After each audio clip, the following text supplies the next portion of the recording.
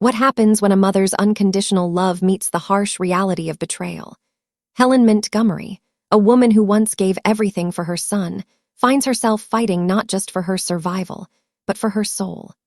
In a journey filled with heartbreak, revenge, and redemption, will she reclaim what's rightfully hers, or will she be consumed by the very person she loved the most?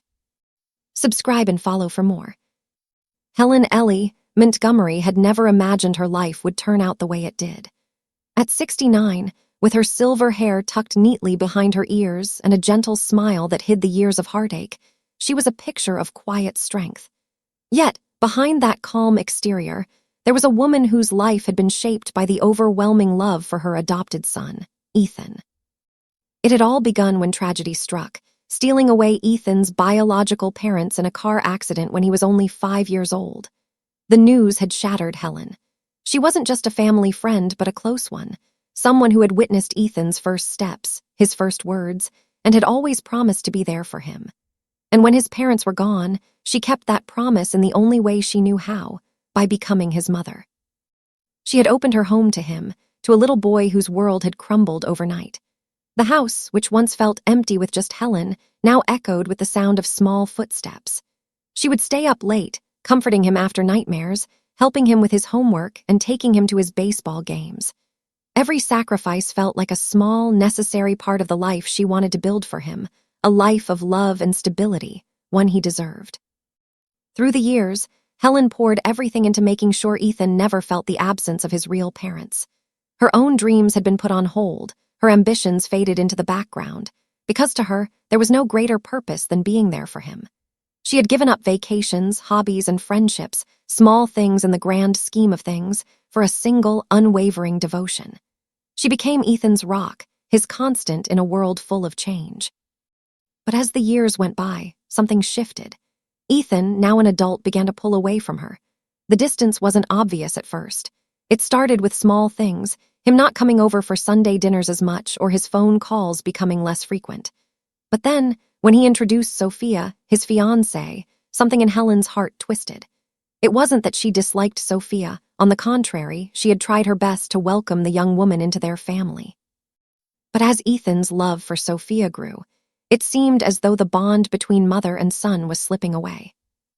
Helen often sat by the window, watching the world go by, wondering where she went wrong. She thought about the years she had dedicated to Ethan, how, in a way, she had given up her own life for him. And now, it felt like he was drifting, consumed by his new life and the woman he had chosen to spend it with. I did everything for him, Helen thought, her hands resting gently on her lap as she gazed at the photos on the mantel, pictures of Ethan as a child, growing up in her care, his eyes full of promise. But does he even remember the sacrifices I made? Does he know how much I gave up for him? Her love for Ethan was unconditional. She would never stop caring for him, never stop being there for him. But that didn't mean it didn't hurt. The house was quieter now, the echoes of Ethan's laughter replaced with silence. She had raised him with all her heart, but the reality was settling in. He had his own life now. And no matter how much she wished to hold on to the past, she knew things were never going to be the same. In the stillness of her home, Helen reflected on the years of love she had given Ethan, and while part of her felt bitter about the distance that was growing between them, another part still hoped that one day he would remember. The sun filtered through the sheer curtains of Helen's living room, casting soft, golden streaks across the worn hardwood floors. It was a quiet morning, just like any other, except today was different. It was Helen's 69th birthday, and though she hadn't expected any grand celebrations, there was a flicker of hope in her heart that maybe, just maybe, this year would bring something special. She sat at the kitchen table, sipping her tea, as the clock ticked steadily, marking the passage of time. The house, once filled with the bustle of a growing boy, now felt empty, save for the hum of the refrigerator and the occasional rustle of the wind outside. Her mind wandered to Ethan, as it often did. Was he thinking of me today? She wondered. Has he remembered it's my birthday? A soft knock at the door interrupted her thoughts. Helen's heart skipped a beat. She wasn't expecting anyone, but with a flutter of hope, she stood up and opened it. There, standing in the doorway, was a delivery driver holding a small, elegantly wrapped box. It was a simple box, adorned with a satin ribbon, but to Helen, it was the most beautiful thing she had seen all year. "Delivery for Ms. Helen Montgomery," the driver said with a smile, handing her the package. Helen took the box in her hands, her fingers trembling slightly as she read the return label. Her breath caught when she saw the name, Ethan Montgomery. Her heart swelled with emotion. Ethan. After months of feeling that painful distance between them, here he was sending her a gift. She felt an overwhelming sense of joy, mixed with a surge of nostalgia. Could this be the start of things changing? Carefully, she untied the ribbon and opened the box, revealing a set of rich, dark chocolates inside. The glossy finish on each piece caught the light, and their luxurious packaging made it clear that this was no ordinary gift. Helen's eyes filled with tears as she held one of the chocolates between her fingers. "Ethan remembers my favorites," she thought, her heart fluttering. It had been so long since he had shown her this kind of attention. She felt her spirits lift as she imagined Ethan choosing this gift for her, maybe even remembering the countless times she had shared chocolates with him when he was young. A surge of hope flooded her chest. Maybe he's finally coming around. Maybe this is his way of telling me he still cares. Without a second thought, Helen made her decision. She could have kept the chocolates for herself, savored each bite slowly, and let it fill her heart with the joy she had been missing. But that wasn't who she was. She walked to the phone, dialed Ethan's number, and waited. It rang a few times before the voicemail picked up, but she left a message anyway, her voice warm yet tinged with the bitter sweetness of years of distance. "Ethan, thank you so much for the chocolates. They're beautiful, I'm so touched. I've decided to share them with Sophia and the children. I think it would mean a lot to them. I know they've been busy. And I want them to know they're part of this family, too. Hope to see you soon." Helen hung up and set the phone down. A smile, though soft, spread across her face. She carefully placed a plate of chocolates on the table and went to the living room to fetch her daughter-in-law, Sophia, and her grandchildren, Avery and Cameron. As she entered the kitchen, she watched Sophia's eyes light up at the sight of the chocolates. Avery and Cameron's small hands reached out to take their share, their faces lighting up with excitement. The simple act of sharing a treat, of extending the same love she had always given Ethan, felt like a small victory for Helen. She was still giving, still caring, despite the years of hurt. For a moment, the house didn't feel quite so empty. The children's laughter, Sophia's smile, the warmth of the shared moment, it all reminded Helen of the days when Ethan was small, when this house had been filled with love and noise. She held on to that memory, knowing that, despite everything, she was still part of their world. Even if it was just for today, Helen could feel the hope she'd been holding onto for so long flicker brightly in her heart. She wasn't alone. And perhaps, just perhaps, things between her and Ethan would begin to heal. Helen's hands shook slightly as she gripped the plate of chocolates, carefully wrapped in a napkin to keep them safe. The small gesture had been an attempt to bridge the distance that had grown between her and Ethan, and now she was about to walk into his home, one that no longer felt like hers. As she stood outside the door, the familiar sound of children's laughter drifted from inside, pulling her back to the days when their home was filled with warmth, when Ethan would rush to greet her with open arms. But now, the walls of his house felt cold, and the echo of his absence lingered like a shadow. Taking a deep breath, Helen knocked. She wasn't sure what to expect, but she didn't want to dwell on it too much. She needed to move past the bitterness, past the hurt, and find a way to rebuild what had been broken. The door opened and Sophia stood there, her smile strained. "Helen," she said, her tone polite but distant. "Come in." Helen stepped inside, the warmth of the house hitting her like a wall. It was cozy, beautiful, but it wasn't her home. It hadn't felt like home since Ethan had married Sophia. She walked past the foyer where a few framed family photos hung on the wall and into the living room where Avery and Cameron played on the rug. The sight of them, innocent and joyful, tugged at her heartstrings. She had missed so much of their lives, and yet they were still so full of life. "Happy birthday, Grandma," Avery exclaimed, her face lighting up as she rushed over to Helen with open arms. Helen crouched down, enveloping her granddaughter in a warm hug. "Thank you, sweetie," she whispered, holding her close for a moment longer than usual. She cherished these fleeting moments, but there was a weight in her chest, a heaviness that wouldn't go away. She stood up slowly, turning to Sophia. "I brought some chocolates," Helen said, holding the plate out toward her daughter-in-law. "From Ethan. He sent them for my birthday. I thought you and the kids might like them." Sophia took the plate without much enthusiasm, offering a tight smile. "Thanks, that's thoughtful of him," she said, her voice clipped.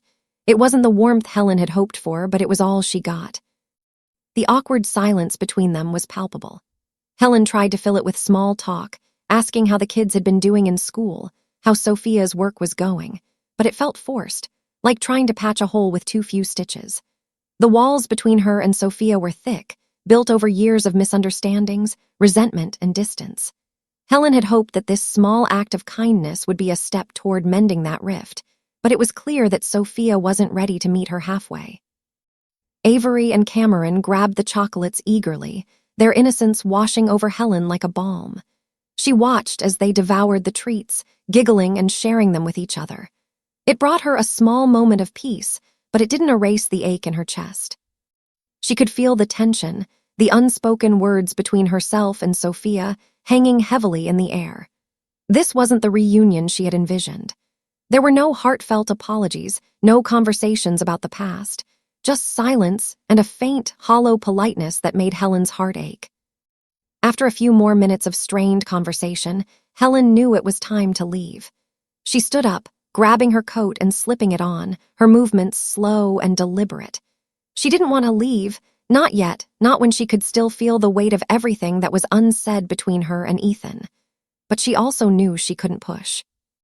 As she made her way to the door, she turned back to Sophia. I hope we can spend more time together soon," she said softly, her voice thick with emotion. She didn't wait for a response, though. She knew better than to expect one. Sophia didn't meet her eyes as she closed the door behind her, and Helen felt the coldness seep back into her bones. Walking back to her car, the weight of the visit hung over her, heavier than the silence inside. Maybe someday, she thought, her heart heavy but still hopeful. Maybe someday things will get better. The drive home was quiet, the kind of quiet that settled deep in the soul. She kept replaying the moments in her mind, the way things had felt so out of reach. But even in that quiet, even in the discomfort of knowing her relationship with Ethan and Sophia wasn't what it once was, Helen held on to that flicker of hope, that her gesture, her willingness to try, might still make a difference. She just had to keep believing. After all, what was love without hope? The next morning, as Helen sat by the window with her cup of tea, the house felt eerily quiet again. The excitement from yesterday's brief visit had already faded, replaced with a hollow sense of longing. She had tried to convince herself that the small gesture, the chocolates, was a step forward, but deep down, she knew that things were far from being fixed. Her thoughts drifted to Ethan. Why hasn't he called me? She wondered. Why does it feel like he's avoiding me more than ever? Just as she was about to push the thoughts aside, the phone rang. The sound broke the stillness of the room, and her heart skipped a beat when she saw Ethan's name on the caller ID. She picked it up quickly, her breath catching in her chest. "Hello." Her voice was softer than usual, a little tremor in it that she quickly tried to hide. "Hey, Mom," Ethan's voice came through the receiver, but something in his tone immediately felt off. It wasn't the familiar warmth she once knew, but something colder, more distant. "How's everything? How did you like the chocolates?" Helen felt a wave of emotion wash over her at the mention of the gift. She'd been hoping that this call would be a sign of things mending, but the tension in his voice made her hesitate. "I loved them, Ethan. They're beautiful. Thank you so much. I actually gave them to Sophia and the kids. They were so happy. It was a nice gesture."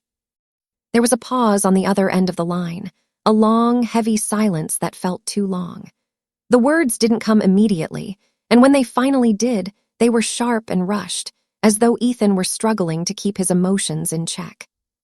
"You gave them away?" he asked, his voice rising ever so slightly. "Why did you do that?" Helen's heart fluttered with confusion. She tried to brush it off, thinking it was just his surprise at her sharing the gift. "Well, I thought it would be nice to share. It's a family thing, you know. I wanted to include them in it, especially since I've been so distant from them lately. But Ethan didn't seem to hear her. His voice was growing more frantic, his words spilling out in a rush. No, you shouldn't have. Why would you? Ethan, what's going on? Helen asked, feeling a knot form in her stomach. The unease in his voice was unmistakable, but she couldn't understand why. She pressed on, trying to make sense of his odd reaction. Why does it matter so much that I gave them away? There was a long pause again, and when he spoke this time, his voice was quieter, almost as though he were trying to hide something. Mom, you didn't eat any, did you? You didn't. You didn't eat the chocolates, did you? Helen felt the blood drain from her face. His words landed like a punch to the gut, and for a split second she couldn't breathe. Did I eat them? Her mind raced as she tried to remember. She hadn't eaten a single one. She had shared them with Sophia and the children. But why did Ethan sound so panicked? Why was he asking her such a question? No, Ethan, I didn't eat any of them. Why do you? Why are you asking me this? Her voice wavered, and she could feel her pulse quicken. The panic in his voice was undeniable now, a jagged edge to every word. It's nothing, Mom. Forget I said anything. Just forget it, okay? Don't worry about it. But it was too late. Something was terribly wrong, and Helen's instincts screamed at her to trust the sinking feeling in her gut. She could feel the tension through the phone, could hear the way his breath hitched, and the frantic, almost desperate undertones of his words. Her mind raced. What did he mean by that? Helen's heart thudded in her chest as the conversation continued, but she couldn't shake the growing sense of unease. Ethan was acting strange, and no matter how much he tried to brush it off, something was horribly wrong. She wasn't foolish. The way he had reacted, the way his voice cracked when he learned she had given the chocolates away, didn't feel like the reaction of a son simply surprised by his mother's kindness. It felt like something deeper, darker, was at play. Ethan, she said slowly, her voice steady but full of apprehension. What's really going on? You're acting as if… I said forget it, Mom. His voice snapped, sharper than she had ever heard it before. Just drop it, please. The phone went dead. Helen stood there, the receiver still pressed to her ear, staring at the empty space in front of her. Her breath came in shallow gasps as the weight of the call settled on her. Forget it? No, she couldn't forget this. She had to find out what was going on. The calm facade she had tried to hold onto was slipping away, replaced by an unsettling certainty. Ethan's panicked reaction wasn't just strange, it was terrifying. And deep down, Helen could feel it in the pit of her stomach. Something had gone wrong, something she wasn't being told. She couldn't ignore it, not anymore. Helen had barely put down the phone after her strange conversation with Ethan when it rang again. This time, the number on the caller ID wasn't one she expected. It was Sophia's. Her heart dropped into her stomach as she answered. Sophia, is everything okay? At first, there was a pause on the other end of the line, and Helen could hear the faint sounds of children playing in the background. But then, Sophia's voice came, shaky, with a clear edge of panic. Helen, she said, her voice tight with fear. Something's wrong. Avery and Cameron, they've both become really sick. They've been vomiting and complaining about stomach pains ever since they ate the chocolates. The word struck Helen like a punch. Her breath hitched and her mind went into overdrive. The chocolates, the ones Ethan had sent. Her mind raced as she clutched the phone tighter, suddenly feeling unmoored. What do you mean, sick? What did they eat? Are you sure it's the chocolates? Sophia's voice trembled with distress. I don't know, Helen, but they were fine before and now they're both so weak. I didn't know what else to think. It has to be the chocolates, doesn't it? Helen's thoughts began to spiral out of control. She could hear the sounds of children's whimpers in the background, and it filled her with dread. The chocolates, she recalled the moment she handed them over to Sophia and the kids, the warmth of the gesture, the hope that had filled her chest. Now, it felt like everything was slipping through her fingers. No, Helen whispered, her throat dry as she tried to make sense of it all. Her heart began to race. Sophia, where are the children now? Did you call a doctor? Are they in any serious danger? I've already called a doctor. They're on their way, but they're so pale, Helen. I'm terrified. I don't know what's happening. A cold chill spread over Helen as the pieces began to fall into place. Ethan's strange reaction, she thought. His panic. The way he asked if I had eaten the chocolates. Why did he care so much? Her blood ran cold and her pulse quickened. Could it be? Could Ethan have? Do you think they're poisoned? Helen asked, her voice barely above a whisper. Her own thoughts felt like a maze, and every turn was more terrifying than the last. But the only logical explanation was staring her in the face now.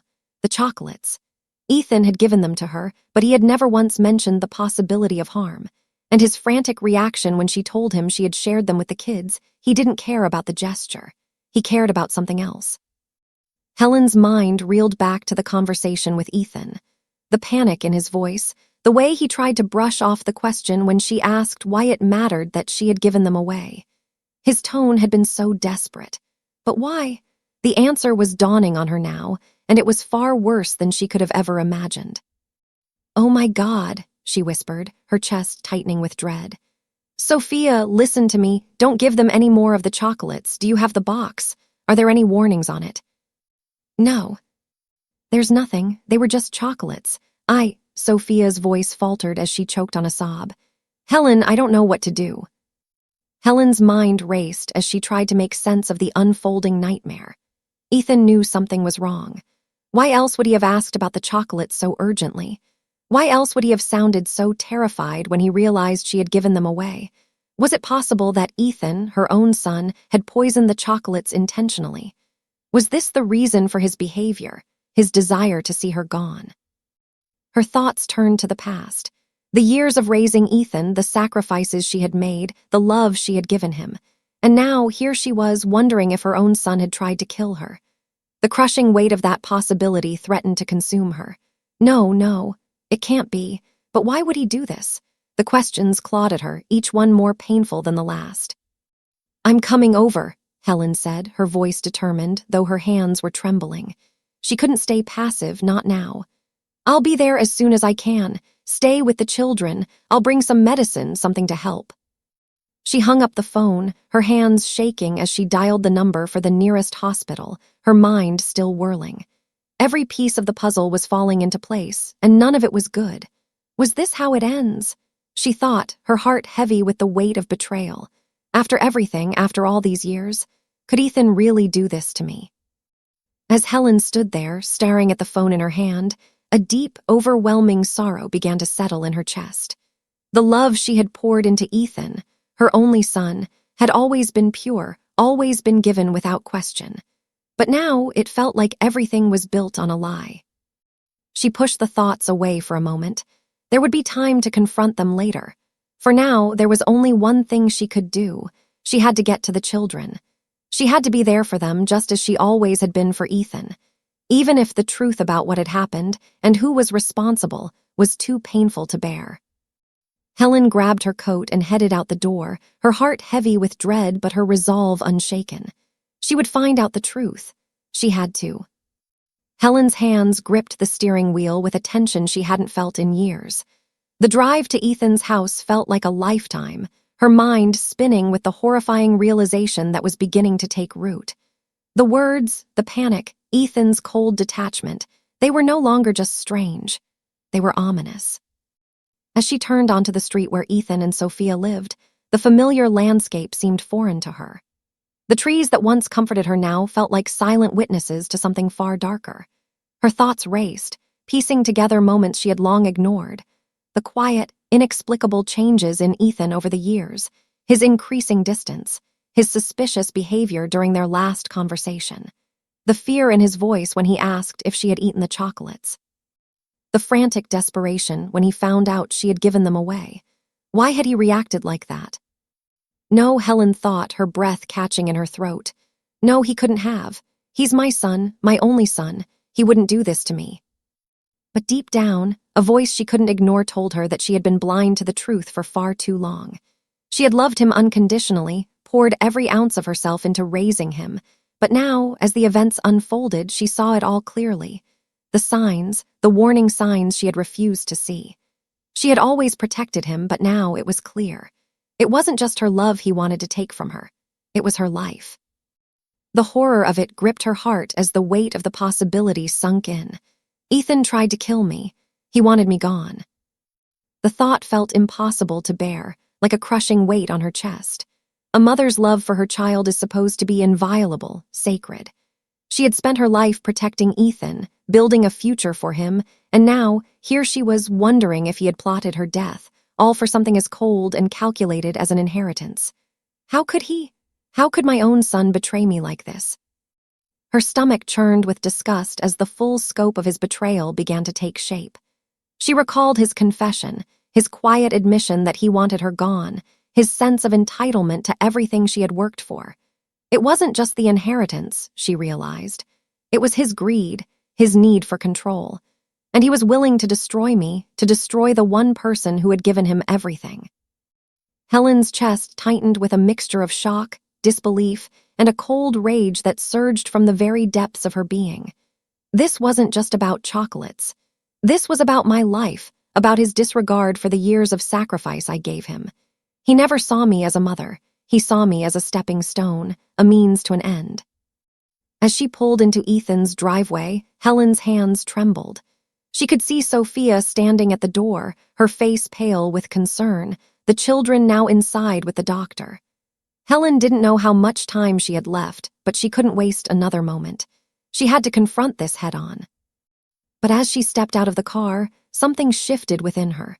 The shock was still there, but beneath it, something else bubbled up, an instinct she hadn't known she had, one that every mother carried deep in her heart, the urge to protect.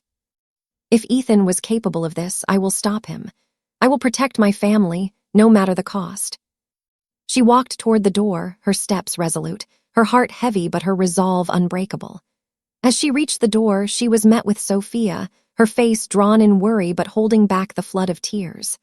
Helen met her eyes, and for a moment the distance between them dissolved. They both understood without speaking that something had been irreparably shattered. "I need to talk to Ethan," Helen said quietly, her voice steady but firm.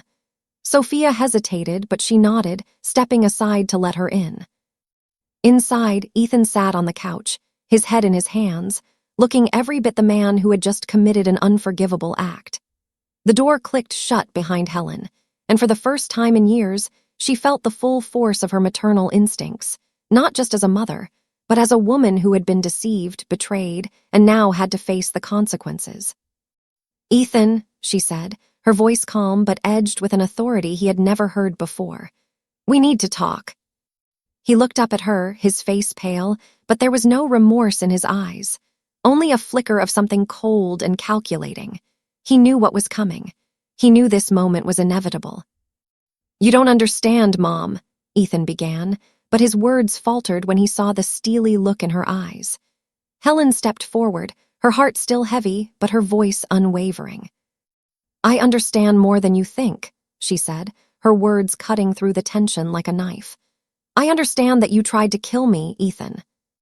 I understand that you poisoned the chocolates, and I understand that you did it all for something that was never yours to take." His face twisted with anger, but it was nothing compared to the fury that was now rising in Helen's chest. "You tried to destroy me, but you won't succeed." "I gave you everything," Helen continued, her voice unwavering. "I raised you, I loved you, and you tried to take it all away. But I will fight for what's mine. I will fight for my life, for the children, for everything you tried to destroy." Ethan stood up, his face a mask of rage, but it was too late. Helen had already crossed the line. She had already taken back her power. The betrayal, the disbelief, the horror, it was all still there, but now there was something else. Strength. "I won't let you win, Ethan," Helen said softly, her words filled with a quiet, undeniable resolve. "Not this time, not ever again." The sun was beginning to dip behind the horizon as Helen arrived at her sister Rebecca Foster's house. Rebecca had insisted she come over after the scene with Ethan, urging her to find some peace and clarity.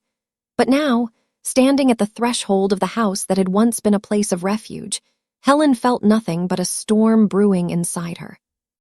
She knocked sharply on the door, her heart thudding in her chest as she waited. Rebecca opened it quickly, her face soft with concern.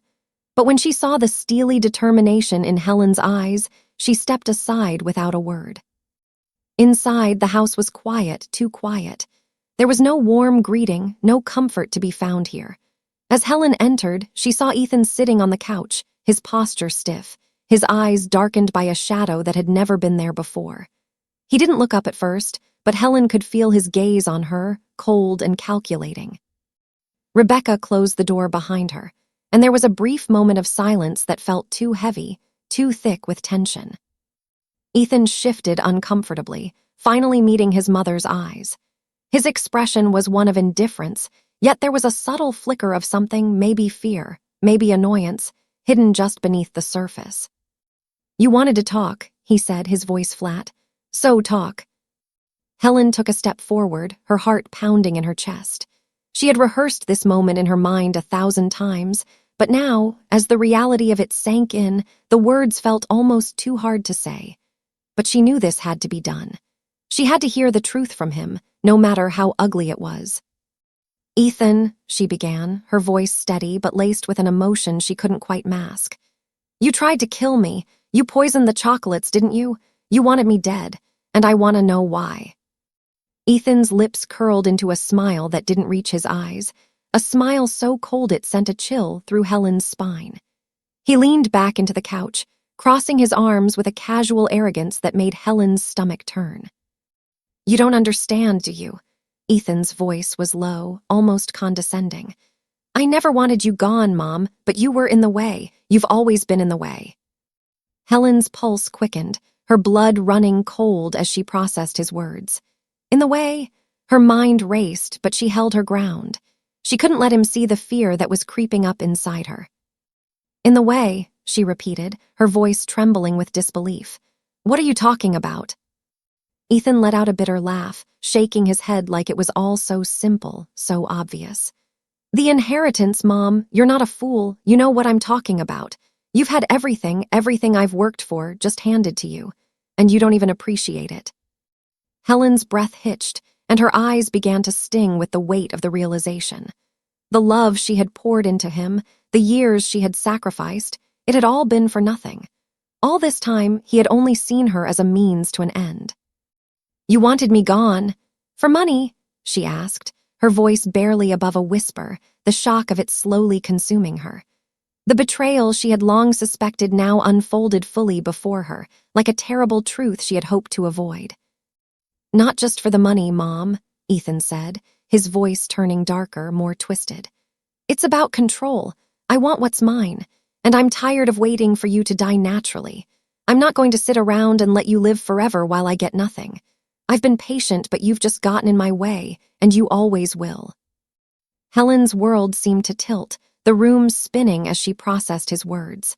The man she had raised, the boy she had loved with every fiber of her being, was now revealing the depths of his greed, of his manipulation.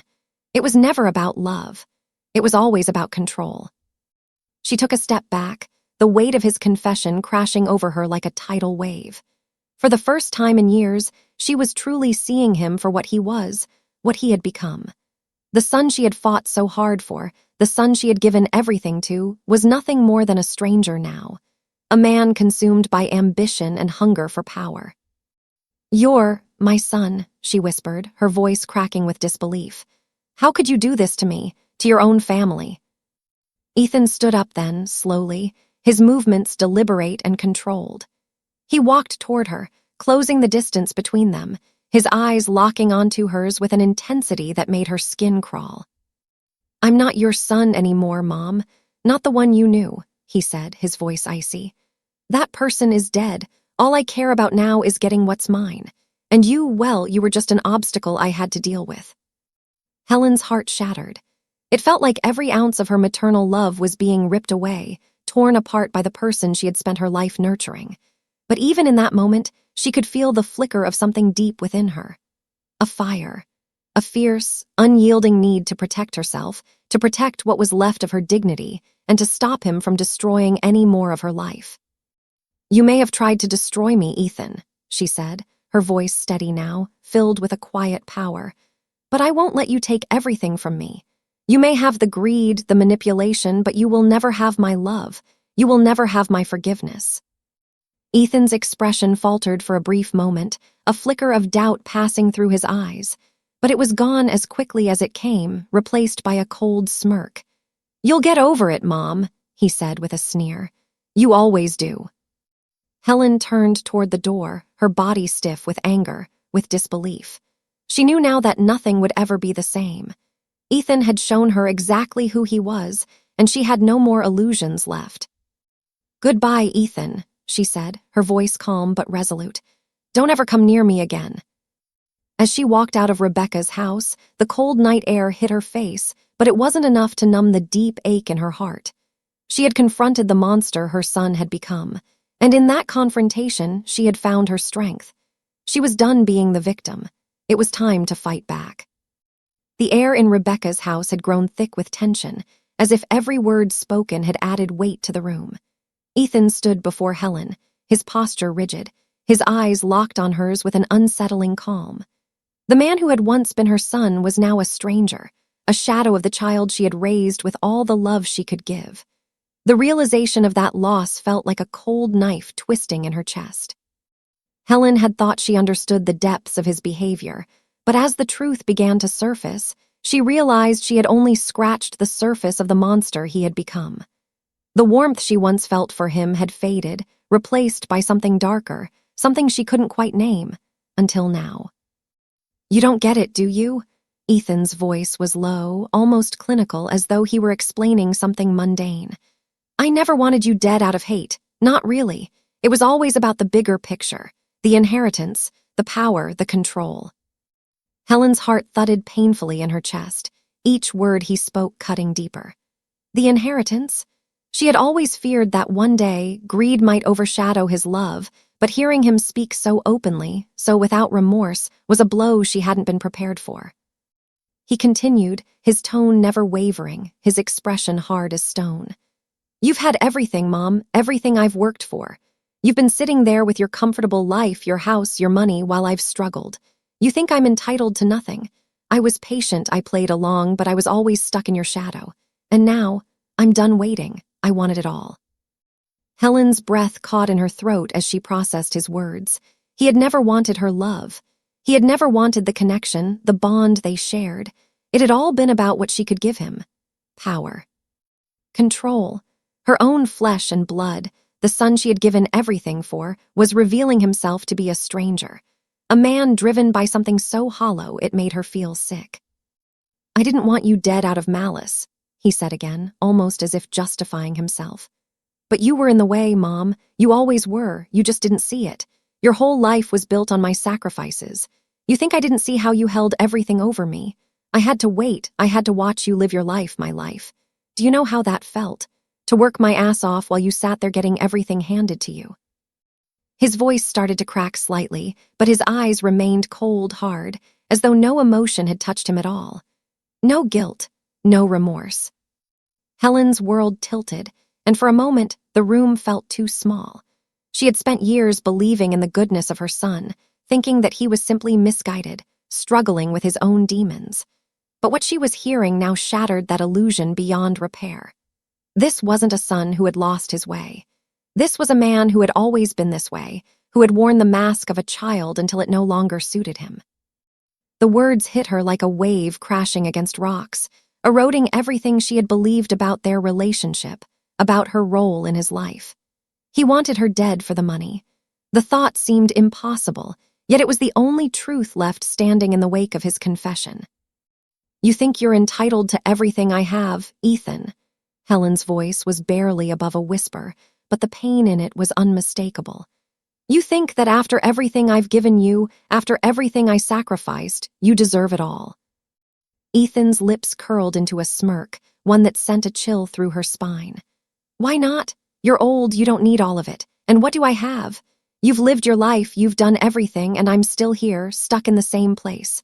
Why shouldn't I get it all? I'm not waiting anymore. I've worked harder than you ever will." Helen's hands trembled, and she could feel her chest tighten as though the weight of his words was crushing her. She had given him everything, she had loved him unconditionally, and this was how he repaid her. with cold indifference, with entitlement, and with the unmistakable sense that he saw her only as a means to an end. For a long moment, neither of them spoke. The silence stretched between them like an insurmountable chasm. Helen's mind struggled to reconcile the son she had known with the man standing before her. She wanted to scream, to demand answers, to make him understand the weight of the devastation he had caused. But the truth was too heavy to ignore. He had never seen her as a mother. He had only seen her as a stepping stone, an obstacle to be removed when the time was right. Helen's heart shattered as she realized the depth of Ethan's greed. It wasn't just the inheritance. It was everything he had taken from her, everything she had worked for, everything she had given, with no acknowledgement of the love behind it. You're a monster, she whispered, the words tasting bitter on her tongue, though they were nothing compared to the ache inside her. Ethan didn't flinch. He didn't even look remotely remorseful. Instead, he took a step closer, his eyes locking onto hers with a chilling finality. "Maybe," he said coldly, "but I'm not sorry. I'm done with the lies, done with playing by your rules, and I'm not going to let anyone, especially not you, stand in my way anymore." Helen looked at him, truly seeing him for the first time. The boy she had once known, the child she had loved so fiercely, was gone. In his place stood a man who had no respect, no remorse, and no understanding of the love that had once bound them. He had destroyed it all with his hunger for control, for power, and for everything she had worked so hard to protect. And in that moment, Helen realized with crushing certainty that this was the last time she would ever look at him the same way. Her son was gone. Her heart broke for the child she had once known, but the woman who stood before Ethan now was not the same as the one who had walked into this house. Helen Montgomery had been shattered, but she was no longer the victim. She would fight, and she would rebuild. Ethan had taken everything he could from her, but he would not take her strength. Not now, not ever again. Helen stood there, her back to the door, her hands shaking from the rawness of Ethan's confession. The weight of his words still hung in the air like a poison she could taste in the back of her throat. Greed, manipulation, entitlement. Each word he had spoken felt like a wound, and yet in the aftermath of it all, something inside her shifted. For the first time in years, she no longer felt like a victim. The house was eerily quiet as the door to Ethan's world slammed shut behind her. She had come here to confront him, but what she had found was far worse than she had imagined. The son she had loved so deeply, the child she had sacrificed everything for, had never truly seen her as a mother. To him, she had always been a stepping stone, a pawn in a game of power and inheritance. But something had changed in her, something she hadn't felt in a long time. As the gravity of the situation set in, the initial shock began to fade, replaced by a quiet, seething determination. No more. Helen straightened her back as she stepped away from the door, her hand still trembling, but now with resolve rather than fear. She wasn't going to be crushed by this, not anymore. As the door closed softly behind her, she took a deep breath. The strength she had been hiding beneath years of sacrifice and love, beneath the weight of manipulation, began to rise within her. I will not let him break me. It was like a light flickering on in the depths of her soul, cutting through the darkness. She had spent so many years bending, breaking, and giving all she had. But now, as she stood in the aftermath of Ethan's betrayal, something inside her was rekindled, something fierce, something powerful. I've spent too many years being manipulated, being torn apart for his gain, Helen whispered to herself, her voice strong, steady. And I've allowed it, but no more. The truth was liberating, even as it cut deep. Ethan had stolen so much from her, not just her love, but her life. But now, that life was hers to take back. She wasn't going to sit idly by while he tried to destroy her, while he tried to take everything that she had worked for, everything she had built. She took a step toward the window and stared out at the fading light, her mind already working, already planning. She could feel the fire inside her growing. The betrayal stung, but it also fueled her. Ethan had crossed a line, and now she had to cross her own. She would no longer be the victim, no longer the passive observer. She would fight back with everything she had. I will rebuild, she whispered fiercely. her reflection staring back at her in the window. The woman she saw was different from the one who had walked in here just hours ago. This woman was strong. This woman was unbreakable. Helen knew what she had to do. She would use every resource at her disposal to take back control. She would take back her life, piece by piece, no matter what it took. As the silence of the house wrapped around her, Helen began to mentally map out her next steps. There was no time to waste. She would start with the legal battles. She knew that if she wanted to protect herself, her finances, and everything Ethan had tried to steal, she needed to act quickly. She had Jamie Cross, her trusted lawyer, already in place. They would work together to expose the fraud, the lies, and everything Ethan had tried to cover up. Her next step was reclaiming her financial independence. She had given Ethan everything, but she hadn't thought about what was truly hers, the money she had earned, the life she had built. She would protect it. She would ensure that no one, especially not Ethan, would ever take it from her again. But it wasn't just about the money. It was about her life. Helen had always been a woman who lived for others, first for Ethan, then for the family.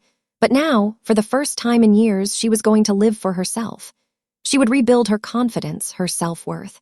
She would surround herself with people who valued her, who saw her strength. No more being taken for granted.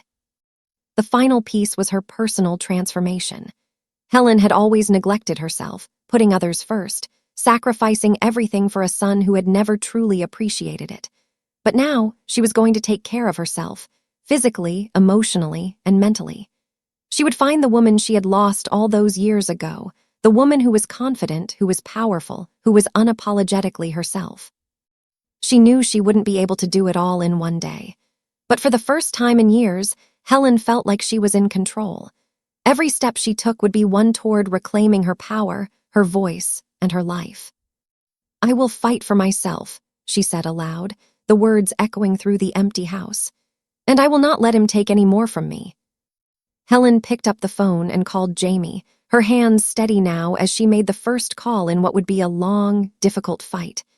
As the sound of the dial tone filled the air, she felt a wave of calm wash over her. This was just the beginning.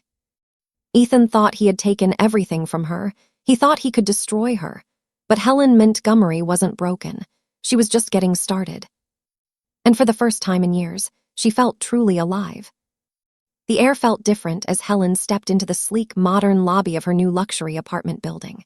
The smooth marble floors gleamed beneath her feet, and the warm, golden light from the chandeliers overhead created an atmosphere of calm, quiet power.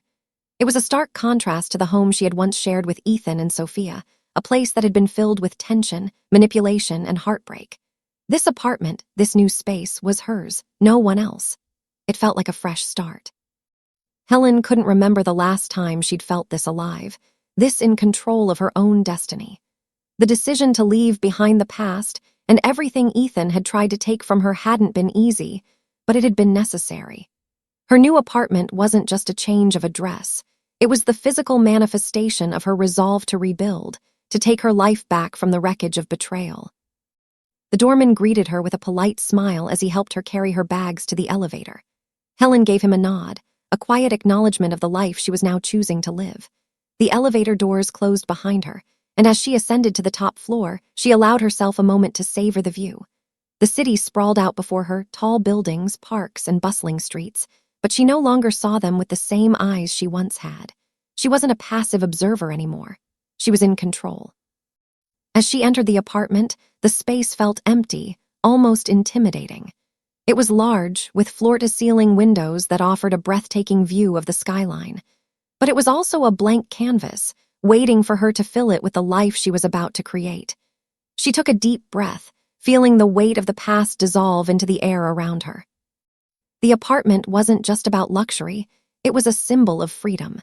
The freedom to choose her own path, to define who she was without the shadow of Ethan's manipulation hanging over her. For the first time in years, Helen was making choices for herself, and it felt both liberating and terrifying. That evening, she sat down at the kitchen island with her laptop, the soft glow of the desk lamp casting a reassuring light over the room.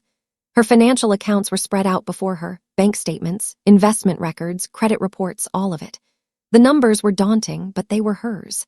Every penny, every decision had always been controlled by someone else, by Ethan, by the expectations of the life she had been forced to live. But now she was taking control. As she began going through her finances, Jamie Cross, her lawyer, called.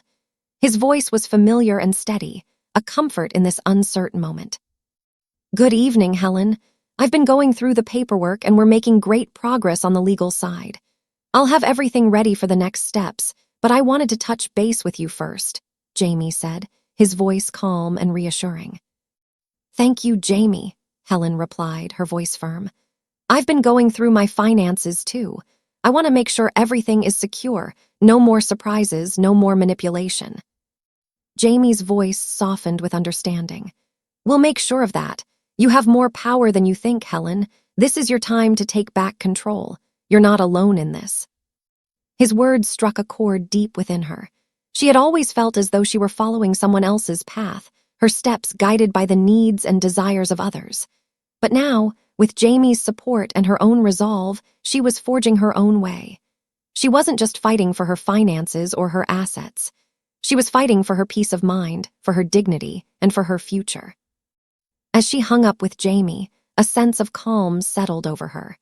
The decisions she was making now weren't just about protecting her wealth. They were about rediscovering who she was, what she valued, and how she wanted to move forward in this new chapter of her life. She wasn't just rebuilding, she was redefining herself. Over the next few weeks, Helen began to see changes in herself. She took small, deliberate steps each day, finishing paperwork, attending meetings, organizing her new life. She sought out the best financial advisors, investing in her future with confidence. She hired a personal stylist, Olivia Pierce, who helped her rediscover her sense of style. Helen began to take care of her health, working out in her new apartment's gym, eating healthy, and doing things for herself that she had never allowed herself to do before. With every passing day, her confidence grew.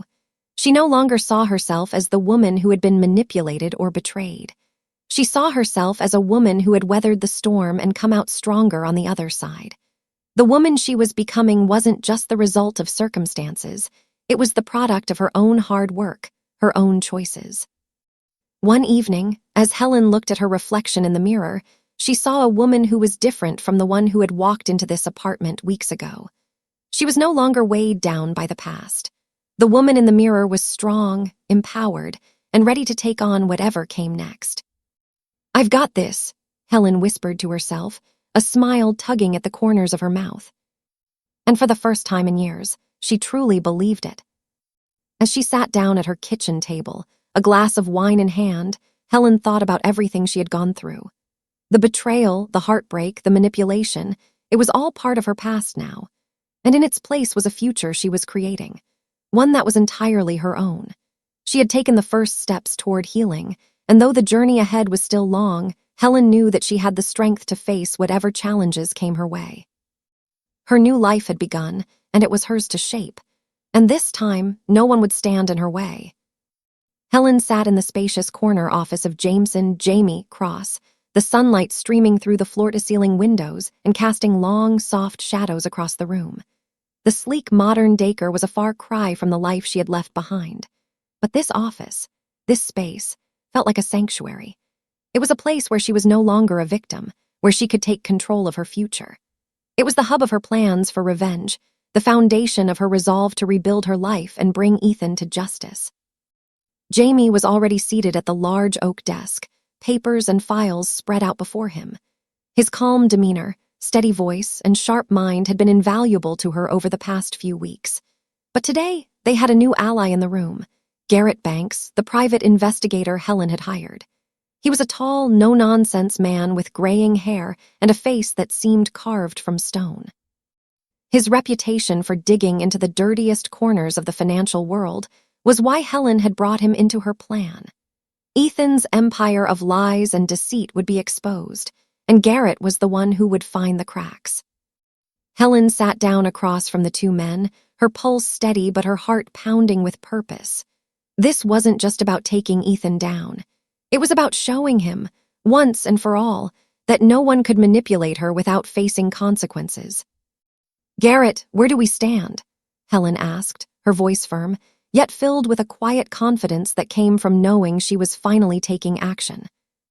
Garrett looked up from his notes, his sharp blue eyes meeting hers.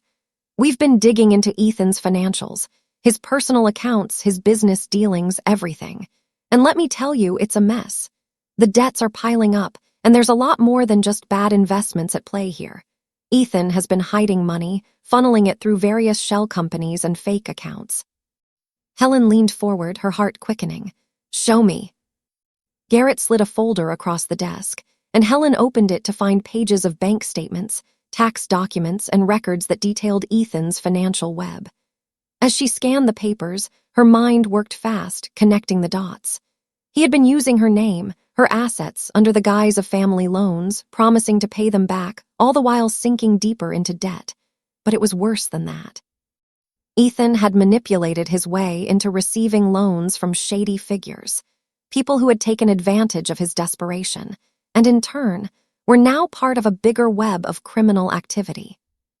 Helen felt a surge of satisfaction rise within her as she pieced it together. He thought he could use me, lie to me, and I'd never find out. But I'm not that woman anymore. Garrett continued. We've also uncovered fraudulent tax filings. He's been claiming deductions for personal expenses, diverting funds to accounts in foreign countries. There's enough here to bury him. Helen's mind raced as she absorbed the details. Ethan had been playing a dangerous game, thinking that he could manipulate the system to his advantage. But now, everything he had done, every lie he had told, was on paper. Helen had the ammunition she needed to bring him down, legally and financially. Jameson spoke, his voice calm and measured. With Garrett's findings, we can file a lawsuit for fraud. If we're careful, we can push it into both the civil and criminal courts. I'll make sure Ethan loses everything, his assets, his reputation, and his freedom. Helen's lips curled into a small, satisfied smile. And then we take it further. I want him to feel the full force of this. He's destroyed my life for too long. He needs to pay for every deceit, every manipulation. Jamie nodded, his eyes narrowing with determination. Absolutely. We'll hit him where it hurts the most. Financial penalties, the threat of jail time, and the public exposure. People like Ethan, people who hide behind their lies, don't know how to deal with losing everything. We'll make sure he loses everything. Helen leaned back in her chair, her thoughts moving fast. She had spent years being passive, believing in her son's potential and protecting him from the consequences of his actions. But that woman was gone. The person sitting before Jamie and Garrett now was someone who knew the stakes, who knew that power didn't come from being passive. It came from taking control. I want him publicly exposed, she said, her voice low but certain. Every person he's wronged, every business partner he's deceived, they need to know who he really is. I want to tear down his reputation. I want his life to unravel in front of him, just like he tried to do to mine. Jamie and Garrett exchanged a look, and Helen could see the wheels turning in both of their minds. They understood. This wasn't just about the legal case anymore. This was about stripping Ethan of everything that had ever given him power. His money, his reputation, his control. Understood, Garrett said, his voice steady. We've already started contacting some of his old business partners. They're willing to talk. Some of them have had their own dealings with Ethan's schemes. If we leverage that, we can make sure the story gets out there. Helen nodded. The satisfaction was growing within her. She wasn't just taking back her life. She was watching Ethan's life crumble beneath him, one calculated move at a time. We'll make sure this isn't just a financial defeat, she said, her voice colder than it had ever been. This is going to be a full-scale collapse. The courts, the media, they will all see who Ethan Montgomery truly is. And as she said the words, Helen realized the depth of her transformation. She had gone from a woman who had spent years protecting her son to the one who was now dismantling him, systematically, carefully, and without hesitation. Her confidence was growing with every step, with every piece of evidence they uncovered. She was no longer a victim of his manipulation. She was his reckoning. As they laid out their plans for the next steps, Helen couldn't help but smile again, this time with a fierce, unapologetic sense of triumph. The power was hers now, and Ethan would learn that the consequences of his actions were far more than he ever imagined. The game had changed, and this time she was the one in control. Helen stood in front of the full-length mirror in her new luxury apartment, her hands resting on the edge of the vanity, staring at her reflection. It was a quiet moment, but one that felt heavy with significance. For so many years, she had put others first, sacrificing pieces of herself, her appearance, her time, her sense of self. She had been a mother, a protector, but never truly herself. But now, as she stood there, the woman in the mirror was different. The change wasn't just in the clothes she wore or the new style she had adopted. It was in her eyes, in the way she held herself. She could see it now, the quiet strength that had always been there, but had been buried beneath years of neglect. Olivia Pierce, the personal stylist she had hired to help her rediscover herself, had worked her magic. And it wasn't just about the clothes, it was about the way she carried herself, the confidence that now filled her every movement. Her new look was sleek, sophisticated, and bold. The simple black dress she wore hugged her curves perfectly, the fabric soft but structured. Her hair, once simply pulled back into a bun, now cascaded in soft waves framed around her face with purpose. It wasn't the messy, unkempt style of her past. It was polished, deliberate. She had asked Olivia to keep the changes simple, to make her look like herself, but a version of herself that was confident, empowered, and unapologetically present. As Helen lifted her chin slightly, she couldn't help but feel a wave of self-appreciation wash over her. For the first time in years, she looked at her reflection and didn't see the woman who had been weighed down by guilt and sacrifice. She saw someone strong, someone capable, someone who had fought her way out of the darkness and had emerged, powerful, whole, and ready to take on the world. Helen had spent so much time hiding behind the roles she played, first as a mother, then as a woman defined by the needs of others. But now, her reflection spoke to her in a way it never had before. She wasn't just a figure of maternal love and sacrifice, she was Helen, and that was enough. Clothes, the makeup, the subtle yet striking changes Olivia had helped her make were more than just skin deep. They were the external markers of the emotional transformation that had taken root inside her. As she stared at her reflection, she felt something shift within her. It wasn't just about looking good, it was about feeling good. For the first time in what felt like forever, Helen felt proud of what she saw. She had spent years nurturing others, but now she was learning to nurture herself. She smiled at her reflection, a small, knowing smile that came from a place of quiet power.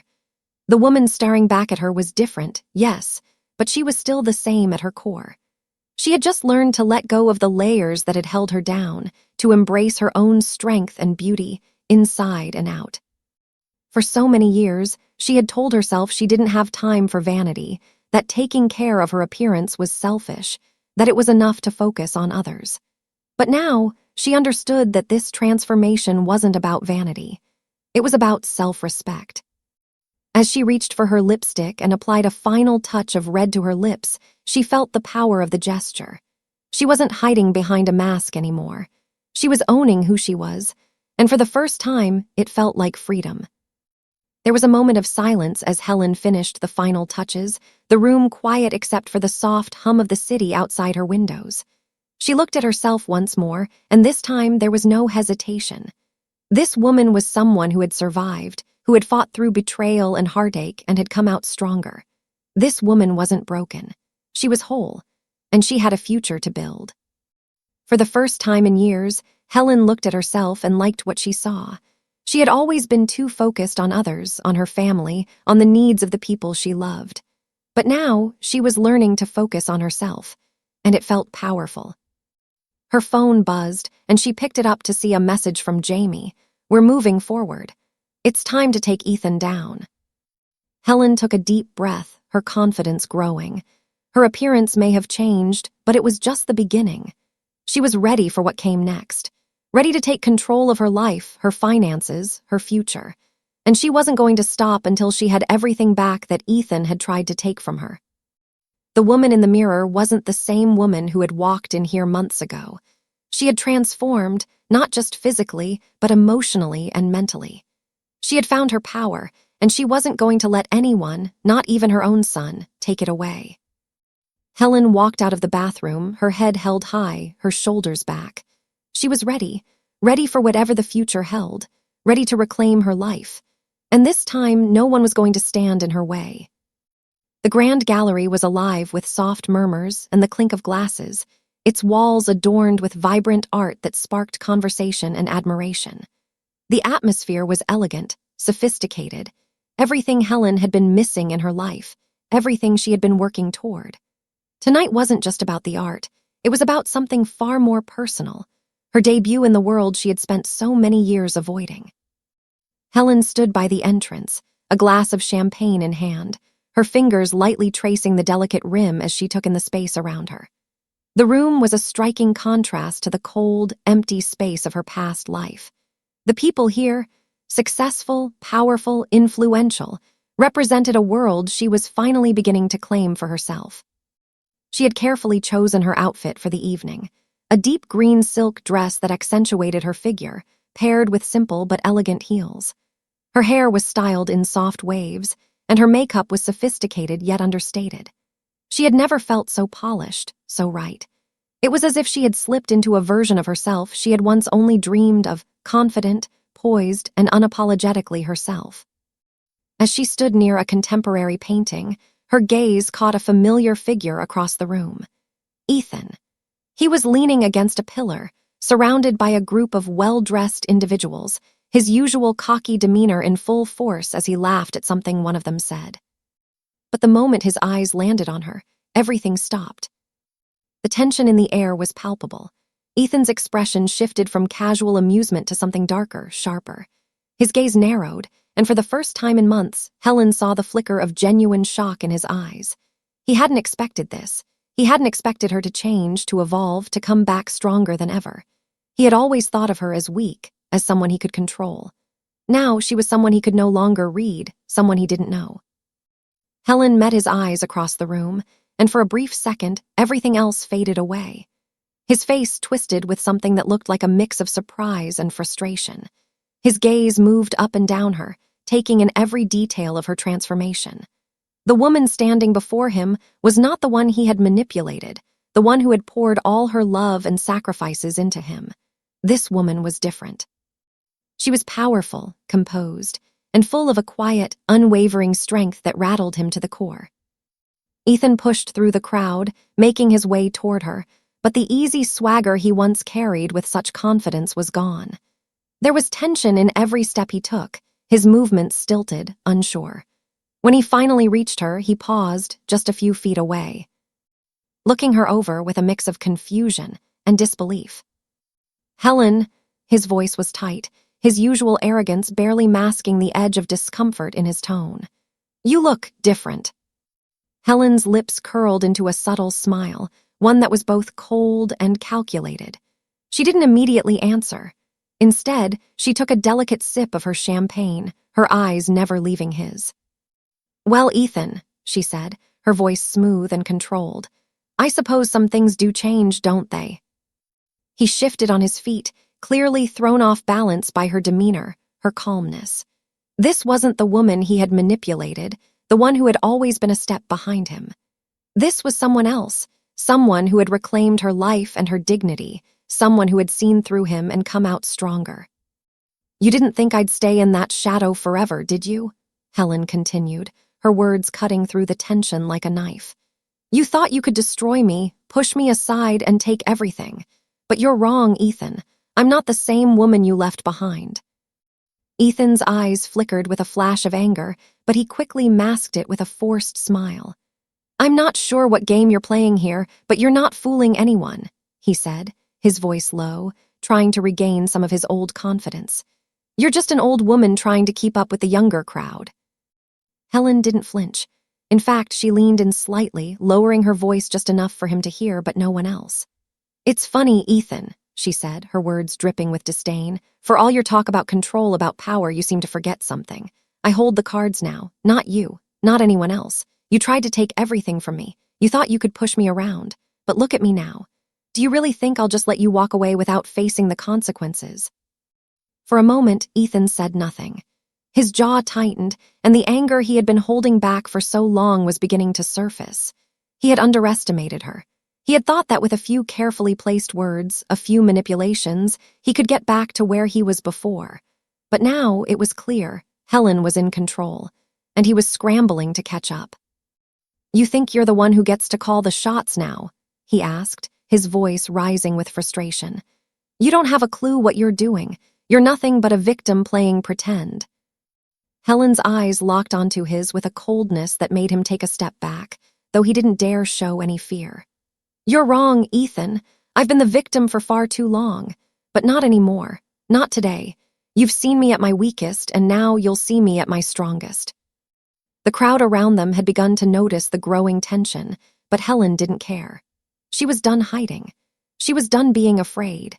And as she looked into Ethan's eyes, finally seeing the man he truly was, stripped of the mask he'd worn for so long, she felt nothing but a quiet satisfaction. Ethan stood there, frozen for a moment, before he forced a smile, a weak attempt to regain some sense of control. "You'll regret this, Helen. You don't know what you're up against." But Helen's gaze never wavered. "I've been living in your shadow for far too long," she replied, her voice unwavering. "But not anymore. And I'm not afraid of you, Ethan. Not anymore." With that, she turned and walked away, her steps confident and purposeful. She could feel his eyes on her, could feel the weight of the anger radiating off him, but she didn't let it faze her. This was her moment, her first step in her journey of revenge. She wasn't just taking back her life, she was taking back her power. And this time, no one, especially not Ethan, could take that away from her. The courtroom buzzed with tension, but Helen sat at the table, calm and resolute, her hands folded neatly in front of her. The weight of the upcoming battle hung in the air, but she was ready. This wasn't just a legal fight. It was her moment to take back everything Ethan had stolen from her, to expose his greed, manipulation, and deceit for the world to see. The civil lawsuit she had filed against Ethan was more than just a personal vendetta. It was her way of reclaiming her voice, of showing everyone that no one, not even family, could get away with taking advantage of her kindness. Ethan had tried to destroy her, but now she was turning the tables, wielding the law as her weapon. The case had made waves from the moment it was filed.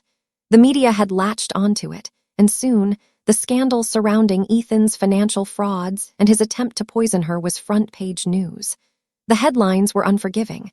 "Son tried to kill mother for inheritance. A tale of greed and betrayal." Ethan Montgomery's web of lies unraveled by his own mother. The media was relentless, and for once, Helen found herself not in the shadows, but in the spotlight, not as a victim, but as a symbol of strength and resilience. The more the media uncovered, the worse Ethan's actions seemed. The story of his attempted murder, his fraudulent business dealings, his manipulations of clients, and his shady financial practices became a national scandal. The public's outrage grew with every new detail revealed. Ethan had always been a master of appearances, playing the part of the successful businessman, the charming son, the family man. But now, the mask was falling off, and the truth was coming out for everyone to see. His carefully crafted image was disintegrating, piece by piece, as more and more people came forward with stories of his deceit. Helen watched, detached but satisfied, as the story spread across the airwaves. The first time she saw her face on the news, her name splashed across a banner as a victim turned hero, she felt a mix of disbelief and pride. This was the woman she had always been, but she had only now begun to see her own power. And it wasn't just about Ethan anymore.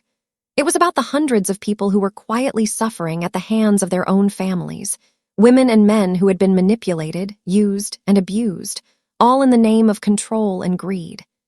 Helen's story became a beacon of hope, a testament to the fact that it was possible to stand up, to fight back, to expose the darkness. She had received letters and messages from people across the country, some from women who had been in situations similar to hers, others from people who had watched the scandal unfold with a mixture of shock and admiration. Helen became a symbol of survival, a reminder that it was never too late to fight for justice, for dignity, for yourself.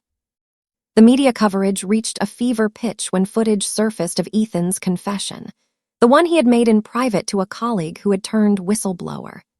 His words, his cold admission of wanting to see his mother dead for the inheritance, became the tipping point. The public outrage reached a new level as more details emerged of his financial crimes, his fraudulent tax filings, and his hidden accounts overseas. As the days wore on, Helen felt an overwhelming sense of power rising within her.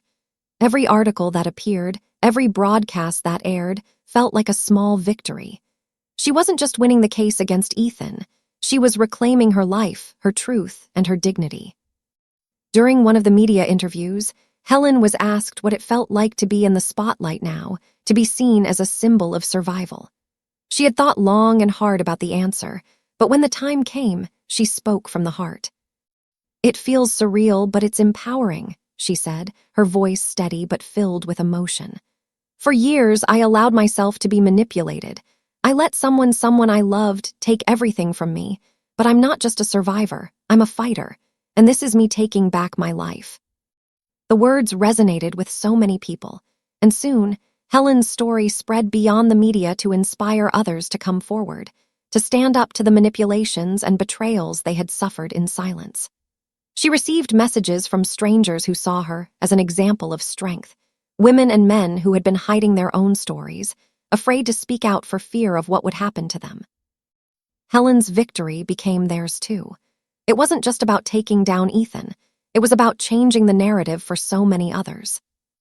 As the days passed and the case neared its conclusion, Helen knew she had already won. The legal battle was important, but the real victory was in the strength she had rediscovered within herself.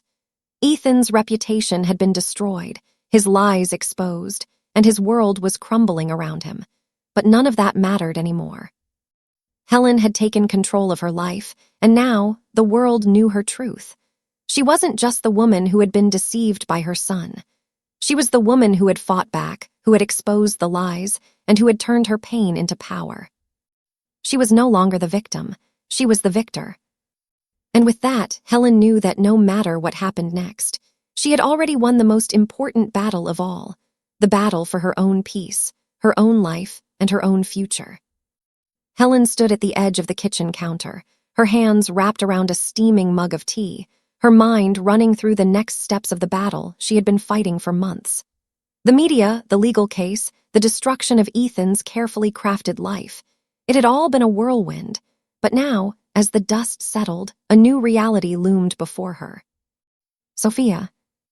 When Helen had first learned about the toll Ethan's betrayal had taken on her daughter-in-law, she hadn't known what to expect. The tension between them had been palpable for years. Helen had always been protective of her son, but Sophia had entered the picture as an outsider, someone who had been part of the equation she hadn't fully understood.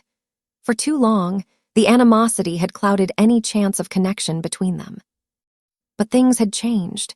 Ethan had tried to take everything from both of them, Sophia and Helen alike, and now, despite their differences, Helen found herself standing in a position where she could help Sophia.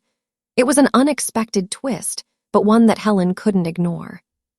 She had spent years watching Sophia struggle to balance the love she had for Ethan with the manipulation he had subjected her to. Now, that manipulation was exposed, and Helen was the one who had the power to ensure that Sophia and the children were protected. The decision had been a difficult one. Helen had spent years feeling resentment towards Sophia, blaming her for her strained relationship with Ethan. But in the wake of everything Ethan had done, something shifted. As much as she wanted to condemn Sophia for her involvement in the life they'd led, Helen couldn't ignore the fact that Sophia, too, had been a victim in all this. Maybe I was too hard on her, Helen thought, her fingers brushing the edges of her mug. We've both been manipulated by him. Maybe now is the time to move forward, to help her rebuild too. Helen picked up the phone and dialed Sophia's number. It rang for a moment before Sophia's voice answered, quiet but with a hint of uncertainty. Helen. Sophia, Helen said softly, her voice steady. I've been thinking about everything, about the house, about the kids. I want to help you. There was a long pause on the other end. Helen could feel the hesitation, the wall that Sophia had built around herself in the aftermath of Ethan's actions. You want to help me?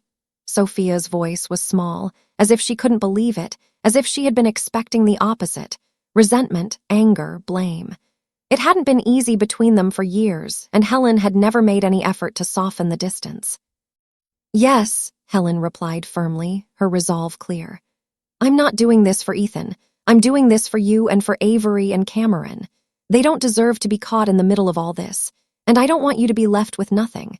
I can help you secure the house, protect it from the debts Ethan has left behind. He won't have the power to take it from you." Sophia let out a shaky breath. "I don't know what to say. I've never thought you'd help me, Helen. After everything that's happened, I didn't think I could ever ask you for anything." Helen could hear the vulnerability in Sophia's voice, the walls she had put up over the years. It had been hard for her to understand, to accept, how much pain Ethan's actions had caused both of them. But now, in this moment, Helen realized how much they both needed to heal, how much they needed to let go of the past and start building something new. "I know we've had our differences," Helen said, her voice softening. "But this isn't about us, Sophia. This is about the children, about making sure they have a safe place to grow up. I don't want you to go through what I did. I don't want Ethan's mistakes to ruin everything for you." Sophia was quiet for a moment, and Helen could hear the faint sound of her breathing, a mixture of disbelief and relief. "Thank you," she finally whispered. "I don't know what to say. I never thought I'd be in this position, and I never thought you'd be the one to offer help." Helen smiled softly to herself. "You don't need to say anything. Just know that I'm here for you. We're in this together." The next few days were a whirlwind of activity. Helen worked closely with her legal team, arranging the proper paperwork to help Sophia and the children secure their home. She used the power she had reclaimed, the strength that had been building in her, to ensure that nothing, no financial misstep or debt left by Ethan, could take away what they had. The house would remain theirs, protected from Ethan's attempts to hide his crimes. During their meetings, Sophia began to open up, her tough exterior softening as she saw how determined Helen was to help her. It wasn't just about legal matters anymore. It was about healing the emotional wounds that had festered for so long. There were moments when Helen saw glimpses of the woman Sophia could be, strong and independent, free from the weight of Ethan's manipulations. One afternoon, as Helen was reviewing some papers in her apartment, Sophia stopped by to go over the final details. She had a quiet smile on her face, the first time Helen had seen her truly relaxed in what felt like years. "Thank you," Sophia said, her voice sincere. "You didn't have to do this, Helen, but you're helping me, helping us when I thought there was no way out." Helen's heart swelled with something she hadn't felt in a long time: hope. "You don't need to thank me," she said, her voice steady but full of warmth. "You've been through a lot, and I know it hasn't been easy, but you're stronger than you think. You're not alone anymore." As Sophia left that day, Helen felt a shift. The two women, once strangers to each other, were no longer bound by the bitter history that had separated them.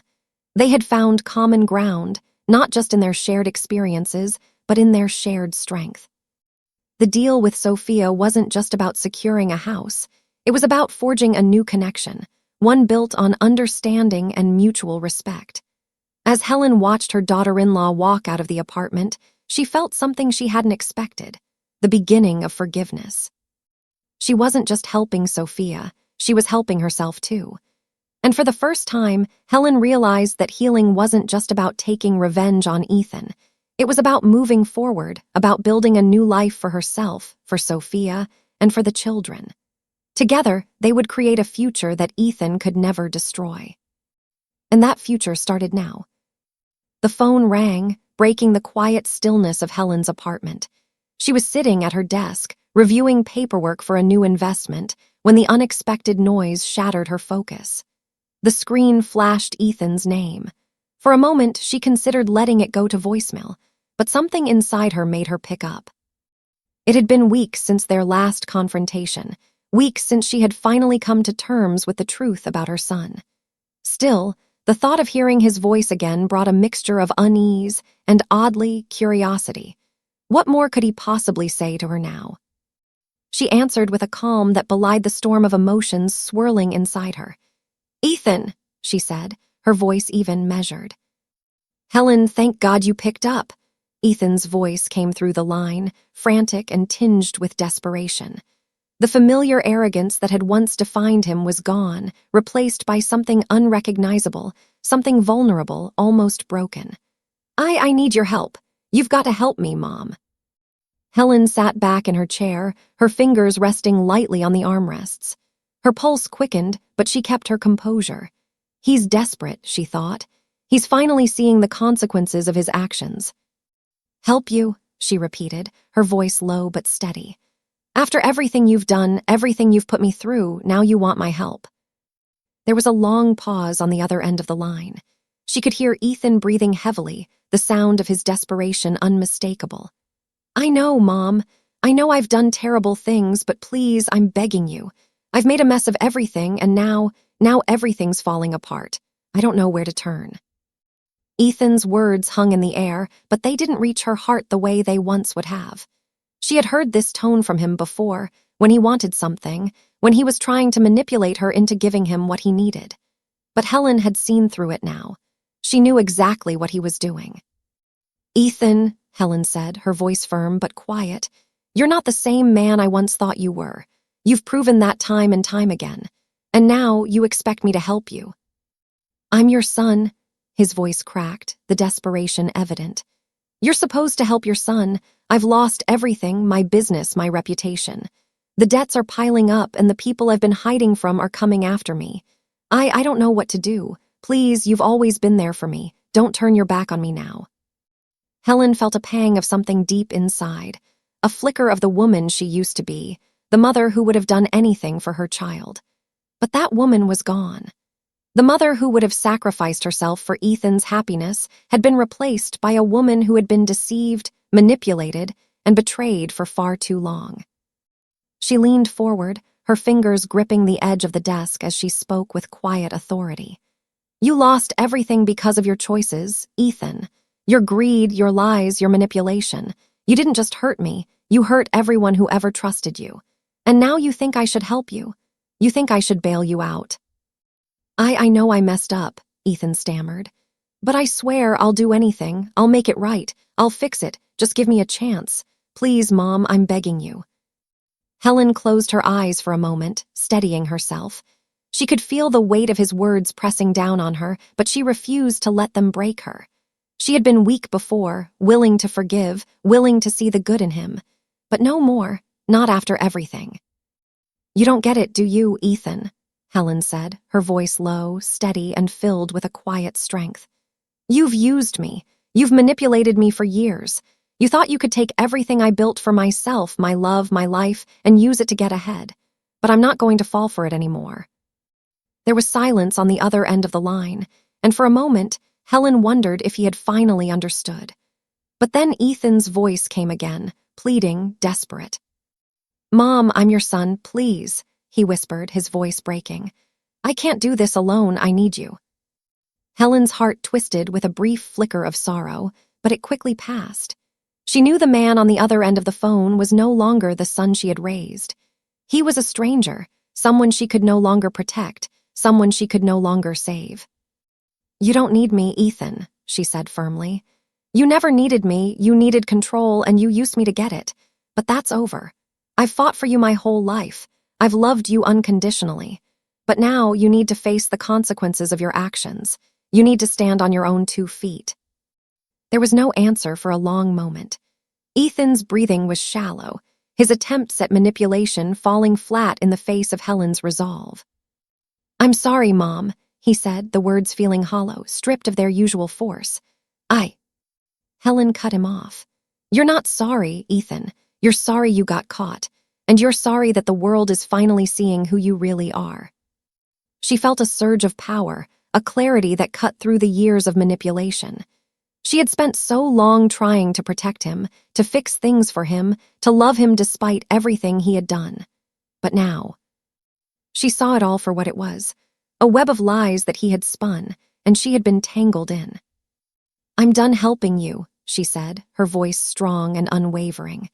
You've made your bed and now you'll lie in it. You wanted control, now you have it. But it's not the kind of control you thought you'd get. The control you have is the one where you face the consequences of what you've done. "I'm not your crutch anymore, Ethan. I'm done." The line went silent, and for the first time in their lives, Helen felt no guilt, no second thoughts. "I won't be manipulated by you again," she said, her voice quieter now but filled with finality. "Goodbye, Ethan." She hung up the phone, the weight of his plea still lingering in the air. But it didn't faze her. She was no longer the woman who would sacrifice herself for him. She was the woman who had taken her life back. And nothing, no plea, no apology, could change that now. Ethan sat in the dimly lit office of his lawyer, his fingers tapping nervously on the table as the weight of his situation pressed down on him. The once confident, self-assured man who had played the part of a successful businessman now found himself teetering on the edge of destruction. Every call he received, every email that pinged into his inbox, felt like another nail in the coffin of the carefully constructed life he had built. The media storm had begun almost immediately after the lawsuit was filed. At first, it had been small news, just another wealthy businessman facing legal issues. But as the full scope of his financial crimes, the frauds, the shady deals, and the attempt to murder his own mother came to light, the story exploded. News outlets dug deep, interviewing former colleagues, business partners, and employees who had once looked up to Ethan. The first article to make headlines was damning. Ethan Montgomery's fraudulent empire, from business tycoon to criminal. It detailed his shady financial practices, his false tax filings, and the web of lies he had woven to cover up his mounting debts. It didn't take long for the media to uncover the darker truth: his attempt to poison Helen for the inheritance, his manipulations of his colleagues, and the countless people he had exploited to get ahead. The social media firestorm that followed was relentless. People across the country began to comment, share, and discuss the story. Ethan's name was now synonymous with betrayal and greed. The man who had once been known for his charm and polished public persona was now the villain in a real-life drama that seemed too unbelievable to be true. Within days, Ethan's professional life began to unravel. His company, once thriving under his leadership, had been gutted by the scandal. Longtime clients dropped him, disgusted by the reports of his financial crimes. Investors pulled their money, unwilling to be associated with someone whose reputation was now irrevocably damaged. Even the employees who had once trusted him began to speak out, revealing the toxic work environment Ethan had created. They talked about his arrogance, his demands, and the way he used people as stepping stones for his own gain. Ethan had built his empire on manipulation, but he had underestimated the power of the truth. As his world began to fall apart, he tried to salvage whatever he could. He called in favors, desperately attempting to call back some of his former clients, but no one answered. He tried to keep the media at bay with vague statements and half-hearted apologies, but the damage was done. His publicist quit. His closest allies began to distance themselves. His friends, the ones he had laughed with, partied with, and bragged to, now avoided his calls, their once constant presence replaced by a chilling silence. The ultimate blow came when his job, what was left of it, was taken from him. The board of directors, already under pressure from the public, finally acted. Ethan was dismissed as CEO of his own company. The announcement was swift, public, and humiliating. Board of Directors announces immediate removal of Ethan Montgomery as CEO amid ongoing legal and financial investigations. The humiliation wasn't limited to his career. His reputation, the one he had so carefully curated, was shattered beyond repair. Friends, colleagues, acquaintances, all of them now looked at him with disdain. The more they uncovered about his manipulations, the less they wanted to be associated with him. Ethan's frustration grew as he watched his life spiral out of control. He lashed out at anyone who dared to cross him, snapping at his lawyer, his former colleagues, and even his remaining few supporters. He blamed the media, he blamed Helen, he blamed anyone he could think of for his downfall, but deep down he knew the truth. He had brought this upon himself. His lies, his greed, and his cruelty had led him to this point. But no matter how much he tried to salvage his reputation, no matter how many times he begged for a second chance, the walls closed in around him. The more he tried to claw his way back, the more his past sins came back to haunt him. The public, once enamored with his success, now turned their backs on him. On the other side of the battle, Helen was rising. Every step she took, every decision she made, pushed her further into the light. The media now spoke of her not as a victim, but as a survivor, a woman who had fought back against the very son who had tried to destroy her. As the public learned of her strength, her resolve, and her refusal to be manipulated any longer, Helen became a symbol for others who had suffered in silence, others who had been taken advantage of and told they weren't enough. As Helen's story continued to inspire, Ethan crumbled further. Every time he checked the news, every time he glanced at his phone, he saw another headline about his criminal activities. Every time he walked into a room, the whispers followed him. His name was poison now, and no amount of pleading, no amount of desperation could change that. It was on one of these days, as Ethan sat alone in his now empty office, staring at the stacks of papers that once represented his empire, that he realized the full extent of his destruction. His wealth was gone. His reputation was shattered.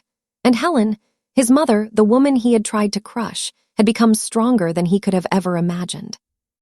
In his mind, he had always been the puppet master, the one in control. But now, he was the one trapped in his own web of lies.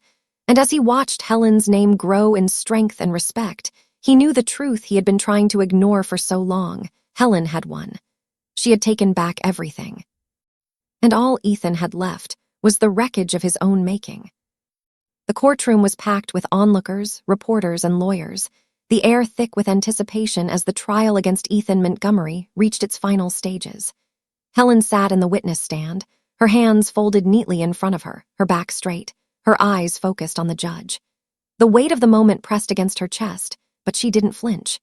This was the moment she had been waiting for, the moment she could finally take control and expose Ethan for who he truly was. Her lawyer, Jameson Jamie Cross, sat beside her, his presence a quiet reassurance. Across the room, Ethan sat rigidly at the defense table, his face pale, his eyes darting nervously from one person to another. Gone was the confident, self-assured man who had once played the role of the charming businessman. Now, he looked small, vulnerable, like a man trapped in a cage of his own making. His once gleaming reputation had been shattered, and nothing remained of the facade he had worked so hard to build. Helen didn't look at him. She had long stopped caring about the man he used to be, and the man he had become wasn't worth her attention. She had a job to do. She had to make sure the world saw Ethan for who he was, a man who would betray anyone, even his own mother, for money and power. "Mrs. Montgomery," Judge Emily Ward's voice cut through the tension in the room, "please proceed with your testimony." Helen took a deep breath, her calmness a reflection of the clarity she had gained over the past months. She was no longer the woman who had been manipulated, no longer the woman who had believed in Ethan's lies. She was a woman who had reclaimed her life, and now she was going to ensure that Ethan could no longer hurt anyone.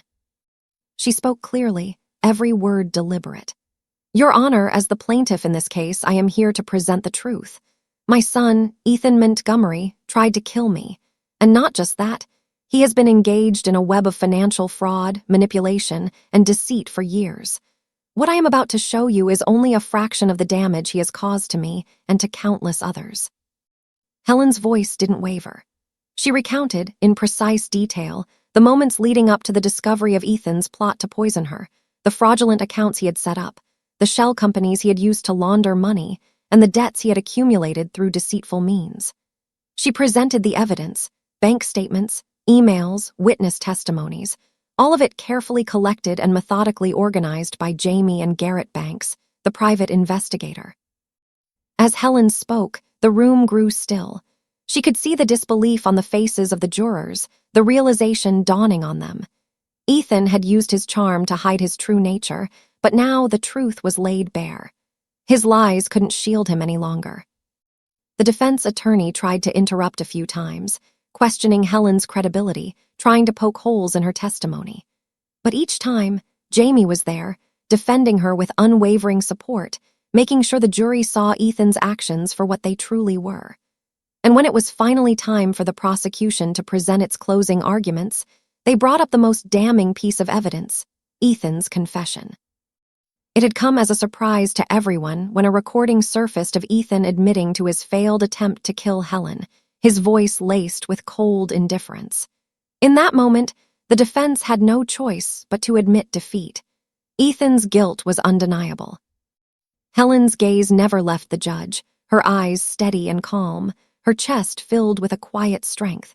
When Judge Ward finally stood to deliver the verdict, there was no hesitation in her voice. Ethan Montgomery, you have been found guilty of attempted murder, fraud, and financial manipulation. The evidence is clear, and your actions have caused irreparable harm to your own family, your colleagues, and the public at large. This court hereby sentences you to the maximum penalty for your crimes. The room fell silent as the weight of the verdict sank in. Ethan's face turned pale, and for the first time in the trial, he looked truly defeated. His eyes flickered to Helen, but she didn't return his gaze. She didn't need to. He had already shown her who he was. Helen's heart didn't race, and there was no rush of relief.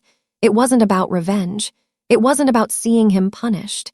It was about something far deeper. It was about justice. For herself, for the years of manipulation, for the pain he had caused her, and for the countless others he had tried to exploit. As the courtroom cleared, Helen stood, her legs steady beneath her. She didn't need to look back at Ethan. The man who had tried to destroy her was now facing the consequences of his actions. Jamie stood beside her, his hand on her shoulder in a silent gesture of support. He didn't need to say anything. She knew he was proud of her, but Helen wasn't thinking about praise or congratulations. She was thinking about the future, the one that was finally hers to shape. Outside the courtroom, the air was crisp, and for the first time in a long time, it felt fresh. Free. The media was still buzzing, but this time, Helen was no longer the subject of their scrutiny. She was the one who had taken control of the story. Her life had been defined by Ethan for far too long, but now it was hers. And as she stepped out into the sunlight, her head held high, she knew one thing for certain: this was just the beginning. Ethan's downfall was complete, but Helen's rise had only just begun. The months following Ethan's conviction were a blur of new beginnings, each day marked by small victories, moments of peace, and a sense of power Helen had never felt before. It was as if the weight that had settled on her chest for so many years had finally been lifted. Ethan's betrayal, his manipulation, and his attempt to destroy her, those were things of the past now. The woman who had walked into that courtroom filled with sorrow and uncertainty had transformed into someone unrecognizable to the woman she used to be. Helen had worked hard to get to this place, but now that she was here, she finally felt free. Her life was no longer defined by the shadows of Ethan's actions, no longer burdened by guilt or the constant need to protect him. She had shed that part of herself like an old skin, and what was left was something stronger, something much more authentic. She had reclaimed her life, and with it, she had found a new purpose. She poured her energy into the foundation she had established, a nonprofit organization dedicated to helping women and families who had suffered from emotional and financial abuse.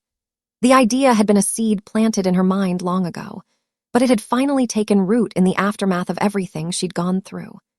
Her foundation became a place of healing, support, and empowerment for women who had been manipulated and mistreated, just as she had been. Helen's days were now filled with meetings, speaking engagements, and organizing events to raise awareness. She spoke to groups of women who were going through similar experiences, and she listened, really listened to their stories. She offered them the same strength she had found within herself, the strength to rise, to stand up for what they deserved, and to take control of their futures. At first, it had been overwhelming. The emotional toll of hearing their stories, the reminder of her own pain, could sometimes be difficult to bear. But as she continued to speak out, to offer her experience and wisdom, she realized that her journey was no longer just about healing herself. It was about being a voice for those who felt silenced, a beacon of hope for women who had suffered in the shadows for far too long. Her connection with Sophia and the children had grown in ways Helen hadn't expected. The animosity that had once colored her relationship with Sophia began to dissolve. They both understood now the impact of Ethan's manipulation, the toll it had taken on both of their lives, and the strength they had gained from surviving it. Sophia had taken the changes in stride, and seeing her flourish without Ethan in the picture brought Helen a sense of joy she hadn't known she needed. Sophia was no longer the anxious, uncertain woman who had married Ethan years ago. She had found her own voice, and it was one of quiet but undeniable strength. She was thriving in her career, her confidence had grown, and more than anything, she had finally been able to let go of the toxicity Ethan had created. The children, Avery and Cameron, were flourishing as well. They no longer had to hide the pain that had been caused by their father's actions. They were laughing more, smiling more, and for the first time in their young lives, they were growing up in a home filled with love, stability, and kindness. Helen found herself spending more time with them, taking them on outings, attending their school events, and watching them discover the world with the innocence and joy that should have always been theirs. At first, she had hesitated to get too close, to step into the role of a grandmother.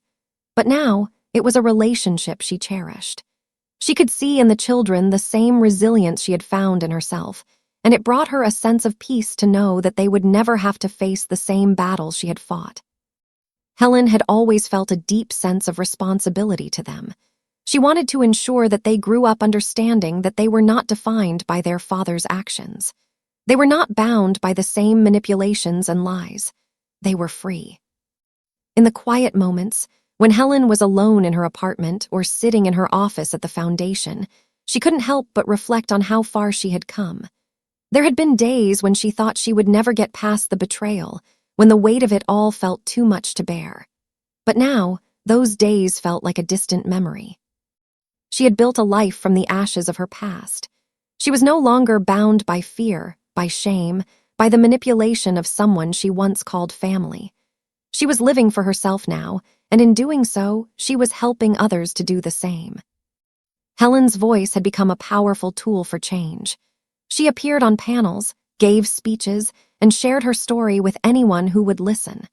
She spoke with compassion and authority, urging others to recognize their worth and take control of their lives.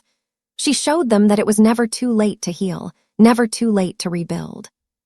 Through her work, Helen had found something she hadn't known she needed: purpose. She had always believed that her purpose was tied to her role as a mother, but now she realized her purpose was much bigger than that. She was meant to be a guide, a mentor, a force for good in the world, and she had finally found the courage to step into that role fully. One evening, as she sat in her office, looking out at the city skyline, she received a message from Sophia. "Thank you, Helen, for everything. The kids are so happy now. We're all finally free." Helen smiled as she read the message, the warmth of it spreading through her chest. She didn't need any more validation. She had done what she set out to do.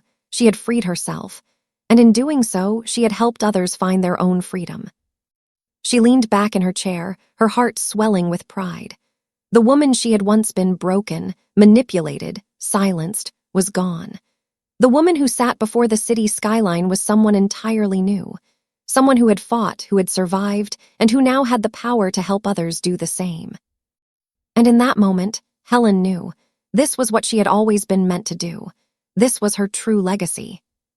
She had taken back her life, and now she was giving others the tools to do the same. Helen sat in her favorite chair by the window, the soft glow of the setting sun casting long shadows across the room. The city outside was bustling with life, but in the quiet of her apartment, she felt a peace she had never known before. The chaos of the past, of betrayal, manipulation, and heartache, was slowly fading into a distant memory. She had emerged from it all, not broken, but whole. And now, as she watched the sun dip below the horizon, she felt a sense of finality settle in her chest. The phone call had come this morning, news she had expected but never truly prepared for. Ethan was dead. He had passed away in prison, alone and without the power he had once craved. It had been a long time coming, a result of the dangerous life he had built for himself, a life defined by greed and deceit. For a moment, Helen had felt a pang of something, perhaps relief, perhaps sadness, but it was quickly replaced by an overwhelming sense of peace. She had already mourned the loss of the man she once thought her son, the person he had become, the dreams she had for him that had died long ago. But now, with the finality of his death, she was left to reflect on her own journey, on everything she had fought for and everything she had gained. She had spent so many years feeling the weight of her own failure, blaming herself for what had happened, wondering if there was something more she could have done. But that woman, the woman who had carried the burden of guilt for so long, no longer existed. She had replaced her with someone stronger, someone unyielding.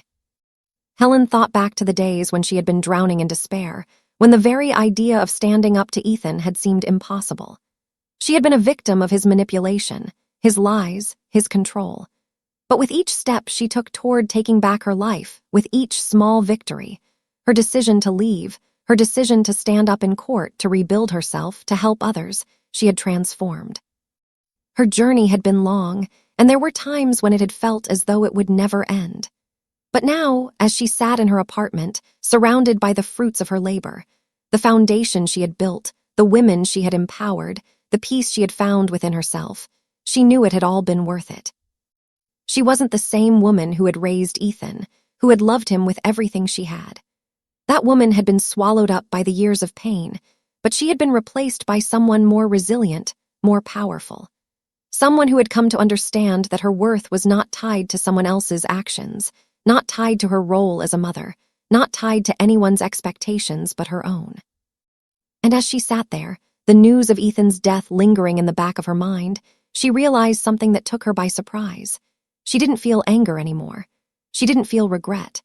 What she felt was a deep, almost overwhelming sense of gratitude, not for Ethan, but for the lessons his betrayal had taught her, for the strength she had discovered within herself, for the power to rise from the ashes and create a life that was hers and hers alone. Her true inheritance wasn't money, or land, or any material possession. It was the wisdom and strength she had gained from her suffering. It was the resilience she had forged in the fire of her trials. It was the ability to stand up and fight back when the world had tried to break her. Helen closed her eyes, taking a deep breath, letting the peaceful silence of the moment settle over her. She had spent years fearing the future, clinging to the past, but now she was finally free. The weight of her old life had been lifted, and in its place she had built something solid, something lasting. Her foundation was thriving, her relationships with Sophia and the children were growing stronger, and she had found a voice that resonated not just with others, but with herself. The phone buzzed with another message, a thank you from a woman who had found the courage to leave an abusive relationship, inspired by Helen's story. Helen smiled softly, the tears that had once come so easily now a distant memory. She had become the woman she had always hoped to be, strong, independent, and a force for change. Her legacy was not the one Ethan had hoped to steal. It wasn't about the money or the assets she had fought to keep. It was about the strength she had gained, the lives she had touched, and the woman she had become. And as she gazed out the window, watching the city settle into twilight, she knew the journey wasn't over. There was still so much work to be done, so many more women to help, so many more battles to fight. But for the first time, she didn't feel afraid. She felt ready. Helen's true inheritance was her power, her wisdom, and the unbreakable spirit that had carried her through it all. And with that, she knew that her story, her legacy, was just beginning. The final chapter of the past had closed.